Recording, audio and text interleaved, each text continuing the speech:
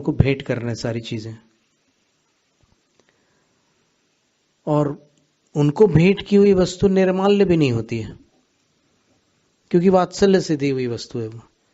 और भगवान को भेंट की हुई वस्तु जो होती है निर्माल्य होती है, क्योंकि भगवान को दी है तो उसको भगवान भी नहीं लेंगे और फिर चढ़ाने वाला भी नहीं लेगा।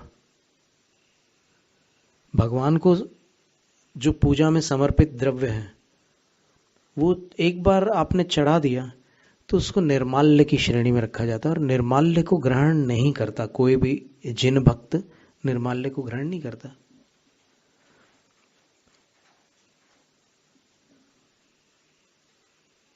पांच ऐसे द्रव्य हैं जो चढ़ाने के बाद भी ग्रहण किए जाते हैं, पर ग्रहण करते समय वहां पर कुछ आप और भेंट कर देते हैं वहां। जैसे आप आरती करते हैं तो आरती करने के बाद वो आसिका लेते हैं, तो उस समय क्या करते हैं, उसमें कुछ डाल देते हैं, कुछ सिक्के या जो भी डालना हो वो डाल देते हैं। और इसी तरह गंधोदक लेने वाले भी गंधोदक के पात्र में कुछ कॉइन्स वगैरह डाल देते हैं। वो इसलिए क्योंकि गंधोदक आपने भगवान के ऊपर वो धारा कर दी थी, और फिर वो आप ले रहे हो, तो भगवान पर धारा हुआ जो जल या जो भी द्रव्य है वो आप ले रहे हो, तो फिर निषेध नहीं है उसका, पांच चीजों का निषेध नहीं है, पर बाकी चीजें नहीं लेते हैं अपन। जैसे आपने मिठाई चढ़ाई तो वो मिठाई आप नहीं खा सकते, आपने माला चढ़ाई तो वो माला आप ले सकते हैं। इवन जो फूल माल, ज्ञान माल, इनकी बोलियां लगती थी उधर उत्तर तरफ या मध्य भारत में, 10 दिन आते हैं पर्व के, उसके अंत में वो पद्धति थी। तो ज्ञान माल और फूल माल जो होते हैं, अब फूल माल वो है जो भगवान को छुए हुए माला है। मैना सुंदरी ने अपने पिता को वही माला दी थी, स्वयं प्रभा ने दी थी, कितने उदाहरण आते हैं ऐसे। और वो माला देने जाती है तभी वो पिता पूछते हैं, मतलब पिता के मन में विचार आता है कि अब ये विवाह योग्य हो गई है। ऐसे कई उदाहरण आते हैं शास्त्रों में। तो भगवान के चरणों से स्पर्शित माला ग्रहण की जाती है, उसमें निर्माल्य का दोष नहीं लगता है। उसके बदले जरूर मंदिर में कुछ आप भेंट कर दो, चाहे वो अर्थ राशि हो या कुछ भी हो, जैसे गंधोदक के उसमें आप डाल देते हैं, या फिर ये दीपक वाली उसमें आप कॉइन्स वगैरह डाल देते हैं, वैसा है।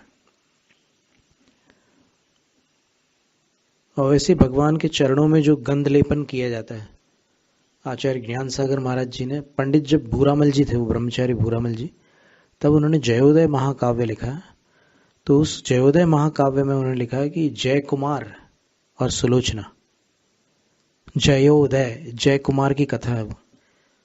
तो भगवान के चरणों में जो केसर और वो लगा रहता है, उसको लेकर के उसने अपने सिर पर तिलक लगाया। तो ये बात आचार्य ज्ञान सागर महाराज जी ने अपनी पूर्व अवस्था में लिखी है। तो इसका अर्थ यह है कि उनकी जानकारी में थी ये बात कि ऐसा हो सकता है। तो ये 4 वस्तुएं हो गई ना, गंधोदक, पुष्प, फिर ये आरती वाला भी हो गया, और ये गंध का भी हो गया। और इसी प्रकार ऐसा कहते हैं, अभी हमें पूरी जानकारी नहीं है, इसलिए हम जो हमें जानकारी प्राप्त है उस हिसाब से बता रहे हैं। अर्चना फल भी होता है, कुछ कोई अर्चना फल होता है, उस फल को भी लेते हैं, ऐसा बताते हैं। वो किसी एक ग्रंथ में ये 5 वस्तुओं के नाम आते हैं। हमारे पास जब वो श्लोक आ जाएंगे तो फिर हम वो श्लोक भी आपके लिए प्रस्तुत कर देंगे, जब आएंगे तब आपके लिए, जहां भी जब मिलेंगे तो फिर वो श्लोक हम आपको बताएंगे। ये 5 चीजें इसमें रहती है, बाकी चीजें नहीं लेते हैं भगवान के वहां से। बाकी जो चीजें आपने अर्पित कर दी, और जैसे अक्षत अर्पित कर दी, तो अक्षत को वापस नहीं ले सकते आप। वो निर्माल्य हो गया।